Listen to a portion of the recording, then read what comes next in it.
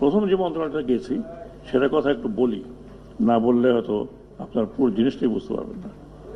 এখানে ব্যারিস্টার ফুয়াদ যে কথাটা বলেছে ওটা আমি একটু রিপিট করি। বাংলাদেশে যা ঘটেছে এটা অকল্পনীয়। এই ধরনের রেভলিউশন আমি অনেক রেভলিউশন নিয়ে পড়েছি একটু সিকিউরিটি স্টাডিজে। এই ধরনের রেভলিউশন দেখা যায়নি যেখানে একটা লিডারলেস ইয়াং বাচ্চারা ইভেন স্কুলে have been killed mercilessly totally. এবং এটা আপনারা একবার চিন্তা করেন যে প্রায় এক মাস they were on the street, they were helpless, they were killed. কারা মেরেছে বলার দরকার নেই।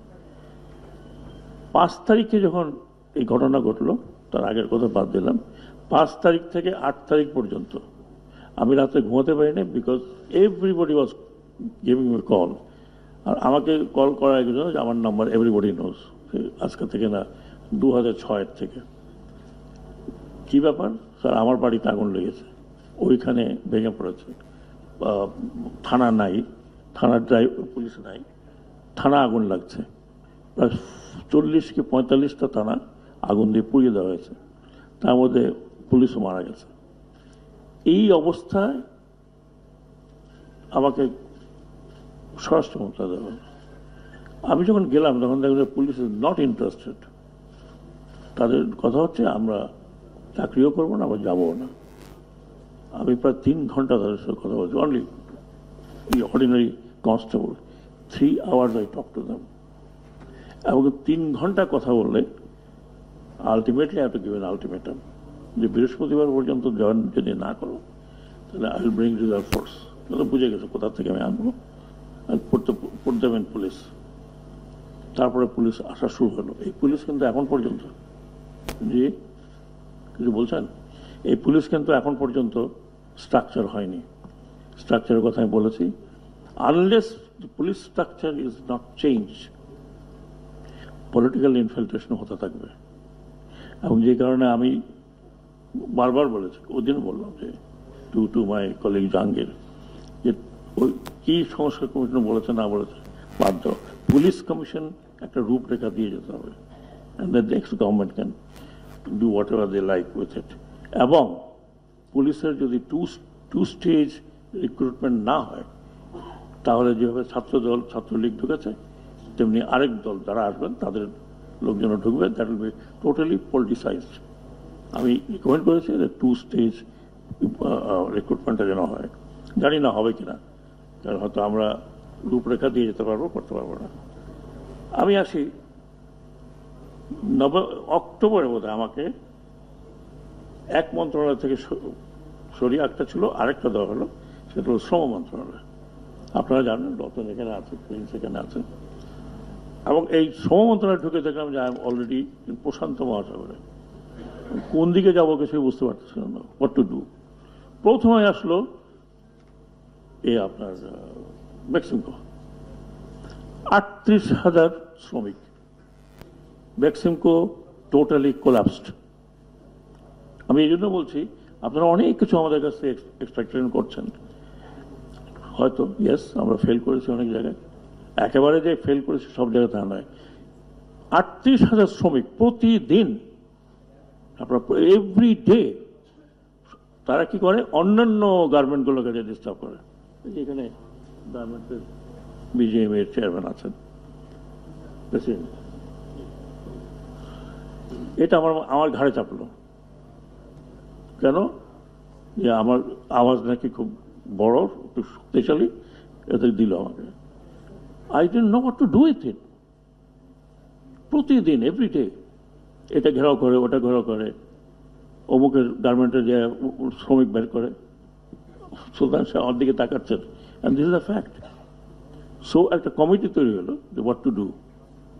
আমরা 8টা না 9টা যখন দেখলাম যে কুল পাচ্ছি না আমি, সো আই সেড নাও, এখন আমি যেটুকু শিখছি ওইটুকু বললাম, I need a solution, I don't need lot of কথাবার্তা, ইকোনমি কী হবে, ওই কী হবে, সেই কী হবে। কারণ ল অ্যান্ড অর্ডার, অ্যান্ড এই গার্মেন্ট ইন্ডাস্ট্রিটা, এই জন্য আপনাদেরকে বলছি, আমি একটু পরে ছোট্ট একটা স্ট্যাটিস্টিক দেবো। এই গার্মেন্ট ইন্ডাস্ট্রিটা দুর্বৃত্তায়ন যেভাবে হয়েছে, আমি জাস্ট একটু আপনাদের জ্ঞাতার্থে জানাই, যদি ইফ ইউ অ্যালাউ। আমরা পলিটিক্যাল ইকোনমির কথা তো অনেক বলছি, এটাও পলিটিক্যাল ইকোনমি। এই একটা কোম্পানি টোটাল 48,082 and 18 পয়সা, 48,000 crore, one particular company has taken from each of the bank, 16টা ব্যাংক থেকে, 16টা ব্যাংক এবং 7টি finance company. Now, what happens to this economy when you're talking about it? প্রত্যাশা আপনাদের অনেক ছিল, 48,000 কোটি টাকা নিয়ে গেছে। কোথায় টাকা গেছে we don't know. We tried. Nobody knows where the money has gone. একটা ব্যাংক, আমি নাম করছি, আমি ক্ষোভের সাথে নাম করছি, একটা ব্যাংক, জনতা ব্যাংক, প্রায় 24,000 কোটি টাকা একটা ব্যাংক থেকে নিয়েছে।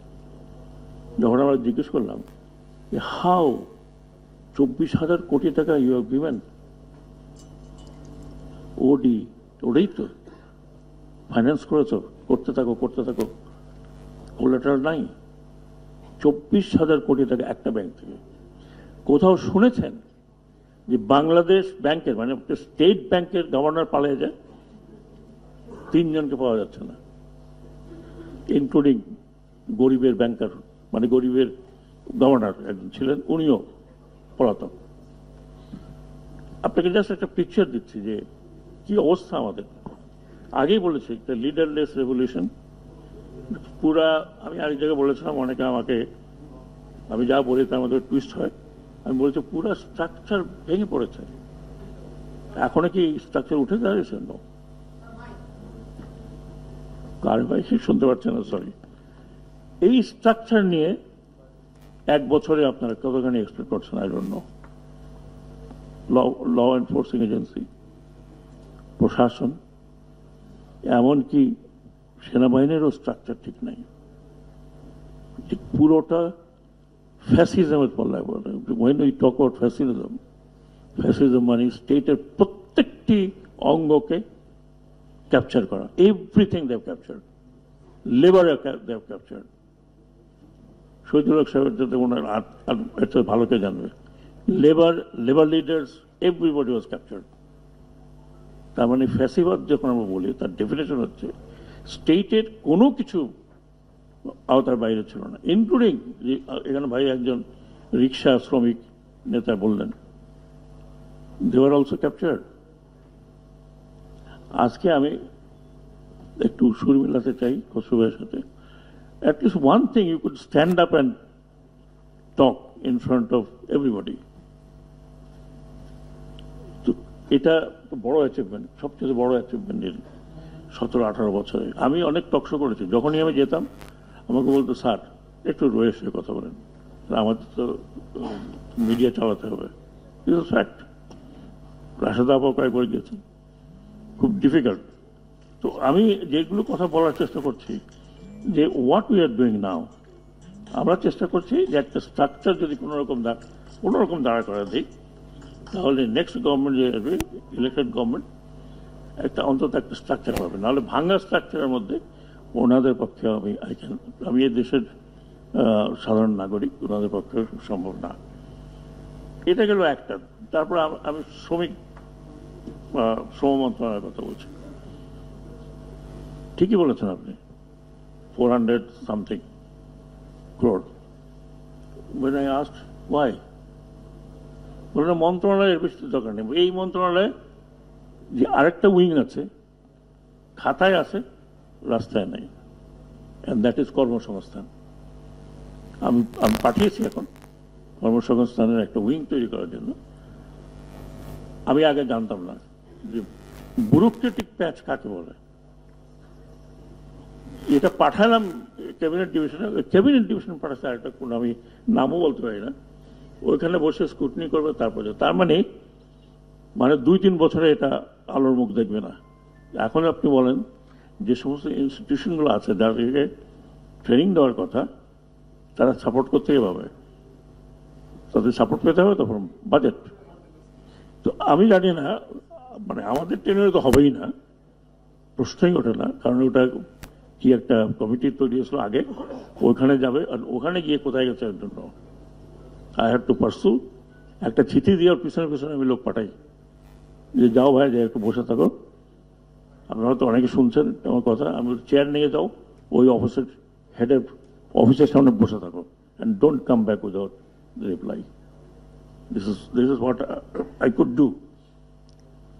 Apply a little bit my voice. তারপরে যেটা ফেস করা হচ্ছে, what I saw, এখানে আমি ওনাকেও বলেছি, কনফ্লিক্ট অফ ইন্টারেস্ট লেবার সেক্টরে। বিজিএমই এর প্রেসিডেন্ট হচ্ছেন, ওনাকে এমপি হইতে হবে, ওনাকে মিনিস্টার হইতে হবে। সো আইএলওতে গিয়ে উনি আর শ্রমিকের কথা বলেন নাই। এই তো রতন ভাই এখানে আছে, জিজ্ঞেস করেন। আমি স্পষ্ট বলেছি আইএলওতে গিয়ে, I have no conflict of interest, I am looking after যতটুকু পারি ইন্টারেস্ট অফ দি ওয়ার্কার। বেশ কয়েকজন মানে যারা ফেইল্ড কি বলবো মালিক, তাদের সম্পত্তি এখনো আমার কাছে, তাদের বাড়ি, তাদের, because I gave them loan, যে তোমার দলিল আমাকে দিয়ে যাও, আছে এখন আমার কাছে। আমার কাছে মানে আমার মন্ত্রণালয় রেডি টু সেল, হয়তো 2-4 দিনের মধ্যে একটু বিক্রি হবে। We want hour money back, কারণ আমি ওয়ার্কার্স সেন্ট্রাল ফান্ড থেকে লোন দিয়েছি। এই করে করে আপনার চেষ্টা হচ্ছে, কারণ আমার যে স্টাডি এটা তো হচ্ছে যে এইসব লোক টাকা পয়সা নিয়ে, কোথায় টাকা পয়সা টাকা পয়সা নিয়ে বিদেশে থাকছেন, আচ্ছা রেড অ্যালার্ট জারি করে এদের জন্য। I applied for red alert, অথচ শ্রমিকের বেতন দিতে পারে না। এটা এই সময়ের না, গত 2 বছর 3 বছর 6 মাস আমরা আসার আগের থেকে শ্রমিকের বেতন দিতে পারে না, কিন্তু শ্রমিকও কোনো কথা বলতে পারেনি। কথা বললে গুম, না হয় জেল, না হয় গুলি। 42 শ্রমিক নেতা জেলের মধ্যে ছিল, এখন মাত্র একজন আছে, তাদেরকে বাইর করা হয়েছে। আমরা আইএলওর যে রিকোয়ারমেন্ট ছিল, আপনি জানেন যে, আপনারা তো অনেকে জানেন না, এই ডিসেম্বরে বাংলাদেশের বিরুদ্ধে ইনভেস্টিগেশন আসছিল আইএলও, এবং ইনভেস্টিগেশন আসা মানে হচ্ছে যে আপনার এক্সপোর্ট বাজার 10, এটা আমাকে বসতে হয়েছে day after day with ILO, with শ্রমিক নেতা, with also the Malik.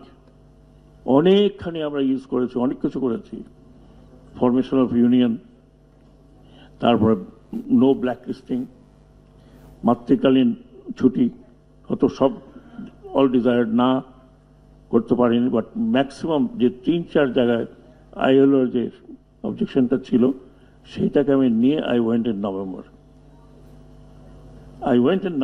And I talk ফ্লোরে, যে আমাদের প্ল্যানটা বললাম, এবং সেই প্ল্যানের পরে পরে শুনলাম যে মার্চ পর্যন্ত তারা এক্সটেন্ড করেছে। মার্চে এসে ইনভেস্টিগেশন হবে যে আমরা কতখানি আইএলওর লোকসান মানছি। এখন আমি তো বলতে পারতাম like any other country, to hell with you, but can I afford to say hell with you? কারণ আমাদের এক্সপোর্ট হচ্ছে ইউরোপে, এক্সপোর্ট আমেরিকাতে।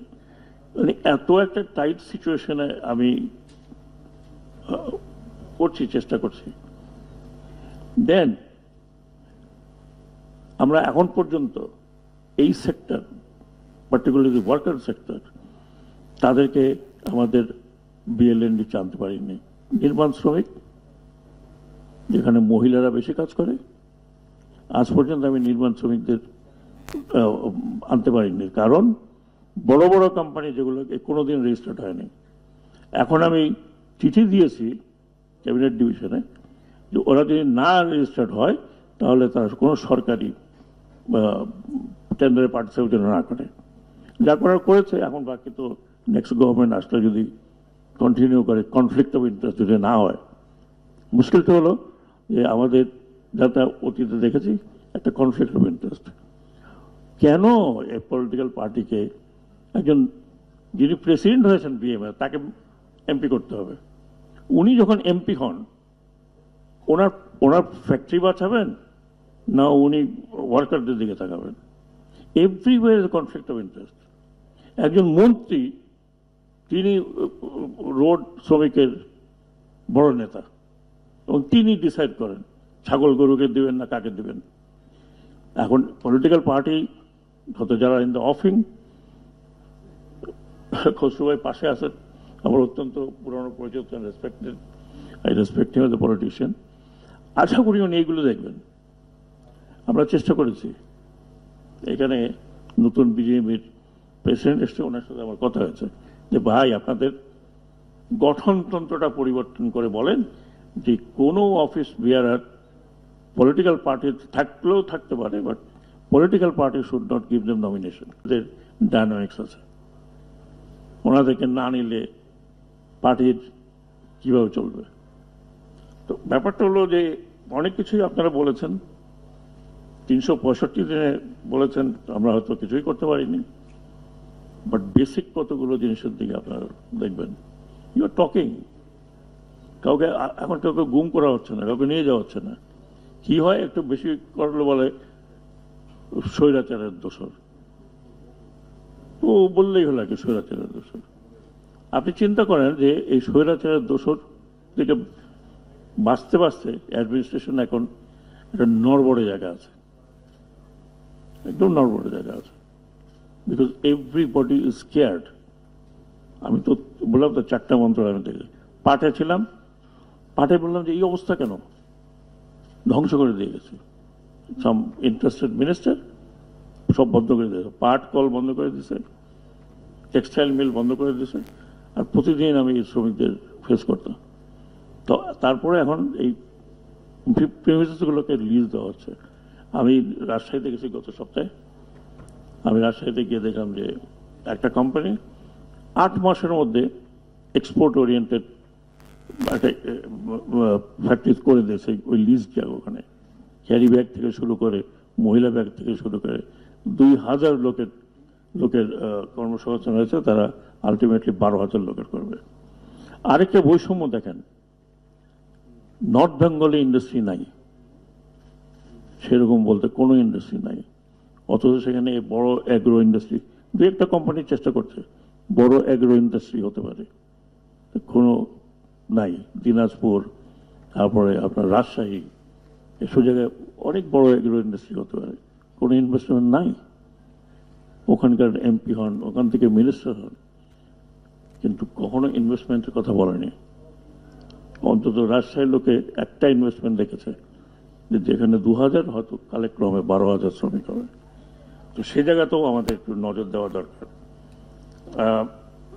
লাস্টে আমি যেটা বলবো, অনেকগুলো কথা এখানে আসছে, অনেক কথা আসছে, আমি অনেকগুলো নোট করেছি, অনেকগুলো নোট করতে পারি না। আরেকটু বলি আপনাকে, এত বছর বাংলাদেশ স্বাধীন আছে, 54 ইয়ার্স, চা বাগানে যে মহিলা শ্রমিক তাদের জন্য টয়লেট নেই। when I visited, তারা আমাকে বলছে যে জরায়ু ক্যান্সারে ভুগছে maximum, because there is no toilet. আমি সালমান রহমানকে বললাম, বললো যে why it is like this? তোমাদের এত বড় বাগানে তোমরা 5টা টয়লেট বানাতে পারবে না মহিলাদের জন্য? and they were weeping. বলছে স্যার আমরা সকালে আসি, আমরা বাসায় গিয়ে আমরা আমাদের টয়লেটে যাই, কেউ দেখেন নাই? বড় বড় মন্ত্রীরা ছিলেন, কেন দেখেন নাই? Conflict of interest. আর এই কনফ্লিক্ট অফ ইন্টারেস্ট যদি পলিটিক্স থাকে, তাহলে খসরু ভাইরা যে প্ল্যান করছেন সেই প্ল্যান হয়তো হোঁচট খাবে। আমি অনুরোধ করব যে please make sure there is no conflict of interest in economy, there is no conflict of interest in শ্রমিকের বিষয়।